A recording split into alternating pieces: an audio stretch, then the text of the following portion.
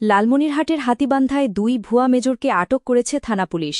মঙ্গলবার দুপুরে লালমনিরহাটের হাতীবান্ধা উপজেলার ফকিরপাড়া ইউনিয়নে জমি দখল করে দেওয়ার চুক্তির টাকা নিতে আসলে ২ ভুয়া মেজরকে আটক করে হাতীবান্ধা থানা পুলিশ।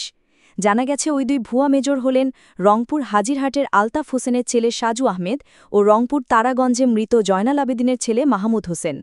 এ তথ্য নিশ্চিত করে হাতীবান্ধা থানা অফিসার ইনচার্জ মাহমুদুন নবী জানান, সে জায়গাটা মূলত উদ্ধারের তার প্রয়োজন ছিল। এই প্রয়োজনেই মূলত এই ভুয়া মেজর পরিচয় দানকারী ইশতিয়াক আহমেদ, সাজু আহমেদের সাথে উনি কথা বলেন। সাজু আহমেদ নিজেকে ভুয়া মেজর ইশতিয়াক হিসেবে পরিচয় দেন এবং তিনি তার ওই জমিটা তিনি উদ্ধার করে দেবেন এবং এই উদ্ধার করে দিতে গেলে তাকে 50,000 টাকা দিতে হবে। উনি আজ থেকে 7 দিন আগে এই ভুয়া মেজরকে ভ্যান চালক রফিক সে 20,000 টাকা দেয় এবং পরবর্তীতে আজকে সে বাকি 30,000 টাকা নেওয়ার জন্য রফিকের বাড়িতে আসে এবং আসার পর রফিক তার এলাকার লোকজনদের সাথে কথাটা বলে।